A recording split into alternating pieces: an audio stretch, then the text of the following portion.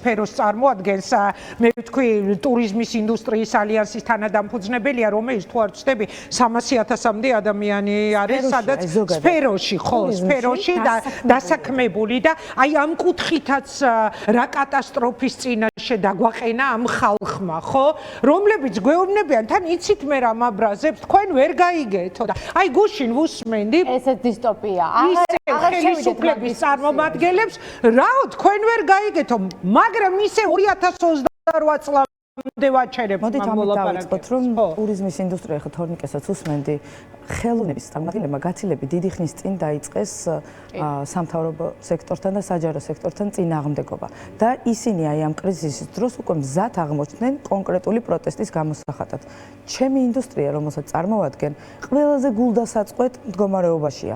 ბოლო 4 წელი მუშაობთ ტურიზმის რეფორმაზე. რეფორმას განხორციელება არის წარმოუდგენელი სამთავრობო, საკანონმდებლო, დონორული ორგანიზაციების ჩართვის გარეშე. აი მთელი ეს ინდუსტრია იყო მოწადინებული იმისთვის, რომ ევროდირექტივების სინქრონიზაცია მომხდარიყო კანონთან, რომ ეს იმ 9 პუნქტიდან არის ერთ-ერთი რეფორმის ნაწილია, რითიც ჩვენ ყველას ერთად გვქონდა სურვილი, რომ შევსულიყავით ევროკავშირში.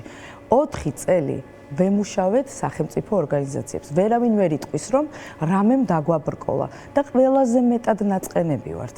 ნაწყენები, იმიტომ რომ ეთერით ვიგებთ, რომ თურმე 4 წლით საშინაო დავალების შესასრულებლად, რომელსაც 4 წელია უკვე ვასრულებთ.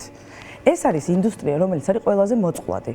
2019 წლიდან 2024 წლამდე 4 ჯერ გაიარა კრიზისი. გავრილოვის ღამე იმ წუთშივე ეტყობა ტურიზმის ინდუსტრიას.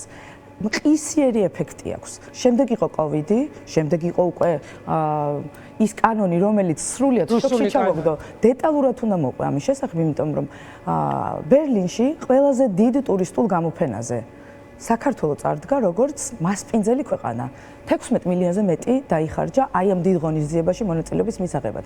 პრემიერ-მინისტრიდან დაწყებული ინდუსტრიაში ჩართული მთელი საზოგადოება იყო ბერლინში. იქ, სადაც მსოფლიო იკრიბება, რომ თქვას, რომ აი მთავარი მიმართულება არის საქართველო. ზუსტად იმ დღეს საქართველოში მიიღეს კანონი, რამაც მთელი საქართველო გარეთ გამოიყვანა. ნაცვლად იმისა, რომ მთელ ევროპულ მედიას ჩვენი ქვეყნის შესახებ პოზიტიური ინფორმაცია გაევრცელებინა, რაშიც საბიუჯეტო და არასაბიუჯეტო დონორული ფული დავხარჯეთ, მეორე დღეს მთელმა მედიამ ილაპარაკა, რომ ისეთ კანონს ვიღებთ, საუბარია უცხოური გავლენის კანონთან დაკავშირებით, მე სპეციალურად რუსულ კანონს არ დავარქმევ და არ დავუძახებ, არც კი მინდა ვახსენო რუსეთი, მინდა ვახსენო ის კანონი, რომელზეც ამბობენ, რომ არის ქართული კანონი და სინამდვილეში არ ემსახურება ქართულ საქმეს, რომელმაც ევროპის დიდი ოჯახის ნაწილი უნდა გახადოს ქვეყანა. ჩემთვის სრულიად გაუგებარია, როგორც მოქალაქისთვის.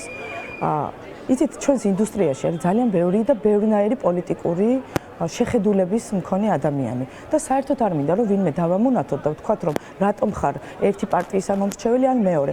ეს მათი პოლიტიკური გადაწყვეტილება, მაგრამ ყველა ერთხმად გმობს ძალადობას. ალბათ ერთ-ერთი პირველი ინდუსტრია ვიყავით, ვინც რა თქმა უნდა ხელოვანებს დაუჭირა მხარი და გააპროტესტა, იმიტომ რომ ყველაზე დიდი წნეხი უცბად მათზე მოვიდა და შემდეგ დავიწყეთ მინიმალურად კანონის ფარგლებში იმ საპროტესტო აქციის გამართვა, რომელმაც უნდა გააერთიანოს სექტორი. რთული ამ სექტორის გაერთიანება. ეშინიათ ადამიანებს, ეშინიათ ბიზნესის მფლობელებს, იმიტომ რომ ჩვენ ვართ ბიზნესის დამხმარე ორგანიზაცია. ბიზნეს ინტერესი ალბათ სასაცილო ხდება მაშინ, როდესაც ადამიანის სიცოცხლე და ჯანმრთელობა დგას კითხვის ნიშნის ქვეშ. მაგრამ ეს ის ბიზნესია, რომელიც ქვეყნის ეკონომიკური საქმიანობის ერთ-ერთი ყველაზე მნიშვნელოვანი მიმართულებაა. რიგითი ნანული დეიდა გორში, მცირე საწარმოს, მცირე საოჯახო მარანს, რომ ვეღარ გააკეთებს და თავის ტყავზე იგრძნობს, რას ნიშნავს დარჩენ მშიერი და ასევე ის რეგიონი, რომელიც თუნდაც ვიზი არის საქართველოში შემოსული, ბრენდის სახელს ვიტყვი, იმიტომ რომ ზუსტად ეს იყო ის მოვლენა, რამაც განაპირობა უამრავი სამუშაო ადგილის შენარჩუნება. ხალხი მიდის ევროპაში, მუშაობს, ჩამოდის, ეცნობა, რომ ესე იგი დახურული სივრცე აღარ არის, შემიძლია ვიყო ადამიანი ღირსეული და სარგებლობდე იმ ევროპული სიკეთეებით, რასაც ევროპა მთავაზობს. ის პროპაგანდაა. და მე ამას ნამდვილად პროპაგანდას დავარქმევ, რომ თურმე უმცირესობების უფლებების დაცვის მოთხოვნით მორბის ევროპა და ამას თუ ჩვენ ხელს არ მოვაწერთ, არ მიგვიღებენ. მოდით მეორენაირად შევხედოთ ამ ყველაფერს, ხო? ტურიზმის ჭრილზე და სფეროზე ვლაპარაკობთ. თუ 300,000 ადამიანი არის დასაქმებული ამ სფეროში, ქვეყანაში 1,600,000 არის საერთოდ დასაქმებული. და ჩვენ ვამბობთ, რომ ვავითარებთ სფეროებს, რომ დაეხმაროს მომიჯნავე სფეროს.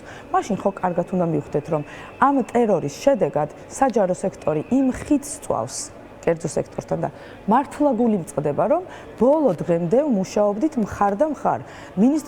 ეკონომიკის მინისტრმა შეხვედრაზე რომ მოგვიწვია, აი როცა გავაპროტესტეთ, იგივე ის რუსული კანონი ბრჭყალებში და თქვით, რომ ჩვენ ვართ სამოქალაქო საზოგადოება, რომელიც გეხმარებით, თქვენთან ერთად მუშაობთ. რატომ ვარ მე, თამუნა თანდაშვილი აგენტი და თქვენი თანამშრომლები არ არიან აგენტები, ერთი და იგივე სფეროში მუშაობთ.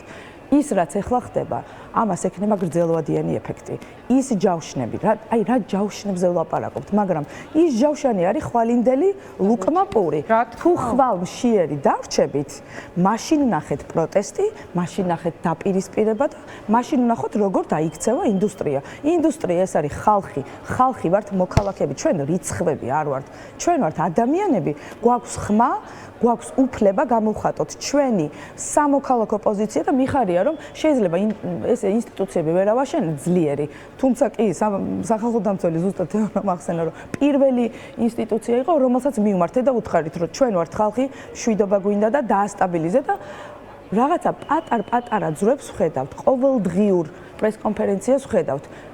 არ უნდა დავნებდეთ ადამიანები, მოქალაქეები და მოთხოვოთ პასუხისმგებლობა, რომელიც აიღო ეგრეთ წოდებულმა მმართველმა. დიდი მადლობა. პასუხისმგებლობა კი უნდა იყოს ახალი არჩევნები.